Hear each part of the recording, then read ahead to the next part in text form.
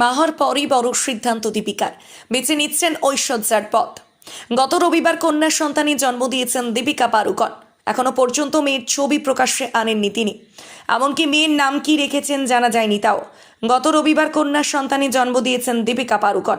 এখনো পর্যন্ত মেয়ের ছবি প্রকাশ্যে আনেননি তিনি, এমনকি মেয়ের নাম কি রেখেছেন জানা যায়নি তাও। এবার সামনে এলো বড় খবর, মেয়ে আরাধ্যার ক্ষেত্রে যা করেছেন ঐশ্বর্যা, সেই পথেই এবার হাঁটবেন দীপিকা। বলিউডের বিভিন্ন সূত্র অনুযায়ী দাবি এমনটাই। কী সিদ্ধান্ত নিতে চলেছেন দীপিকা?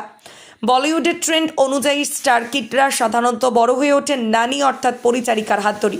তবে নিজের মেয়ের বেলায় এই পথ মোটেও অনুসরণ করবেন না দীপিকা। নিজেই দেখাশোনা করবেন মেয়ের, ইংরেজিতে যাকে বলে হ্যান্ডস অন মম।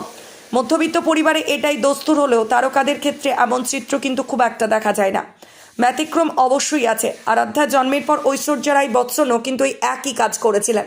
এমনকি সন্তান হওয়ার পর খুব একটা শো বিজেও দেখা যায়নি তাকে। এও শোনা যাচ্ছে আপাতত মাস ছয়েকের ব্রেক নিয়েছেন দীপিকাও। মেয়েকে বড় করে তোলাই এখন একমাত্র কাজ। এখানেই শেষ নয়। জানা যাচ্ছে রণবীর কাপুর, আলিয়া ভাট অথবা বিরাট কোহলি, অনুষ্কা শর্মার মতো এখনই মেয়ের ছবির সামনে আনবেন না দীপিকা ও রণবীর। গত 8ই সেপ্টেম্বর কন্যা সন্তানের জন্ম দেন দীপিকা। তাকে দেখতে হাসপাতালে ছুটে গিয়েছিলেন বলিউডের নামি দামিরা, গিয়েছিলেন মুকেশ আম্বানি ও শাহরুখ খানের মতো ব্যক্তিরাও। এখানেই শেষ নয়, ইনস্টাগ্রামে শুভেচ্ছা বার্তা উপচে পড়েছিল।